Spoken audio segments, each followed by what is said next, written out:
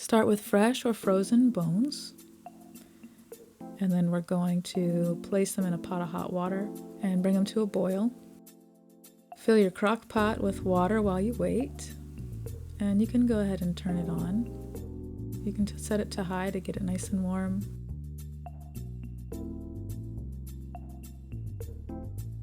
It's got a boil going on. It brings foam up to the top. We're trying to get rid of these nasty bits.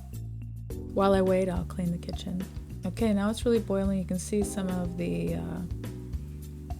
foam there. It looks thick and greasy and dirty. That's the stuff you're boiling off so you can have a clean tasting broth.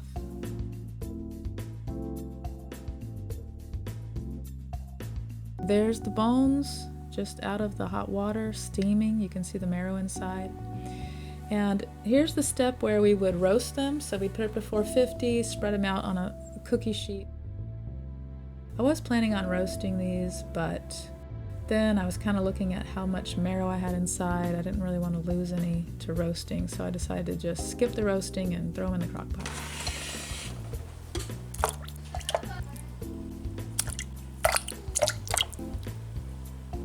I need to add a little bit more water. I want it to be full with this many bones. I'm going to go ahead and fill that up and let it start. Finish cleaning. We'll check on it in a little while. Most of my cleaning is done with a mixture of BioClean and Mrs. Meyer's. Thanks to the magic of video editing, you can watch me clean my kitchen in a minute and a half.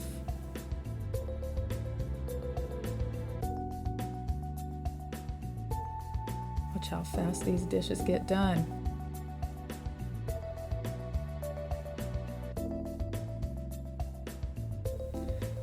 Baby hands. Done. Look at that.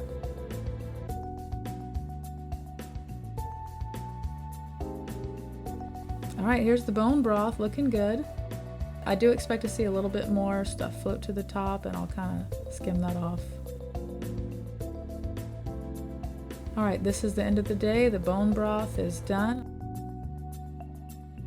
I want to chill it now. And here I'll show you how the marrow comes out of the bone. A lot of the nutrients just cook into the water. That's why the broth is good for you. There's the marrow. And I'll leave that in. I'll consume that. And see, just totally empty there. My dog's gonna love that. All right, the next morning it's chilled overnight. The fat comes to the top and it becomes a hard little plate here that you can just pull off. If you're on, well, you might not need to take the fat out. If you're on some other kind of diet like keto or paleo, it might be advised to leave that fat in as long as it's not too thick.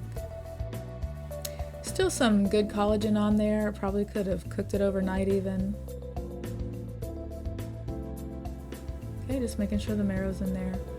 Getting it out of the bones if it's left in any of them. Some bones the marrow doesn't come out of. It's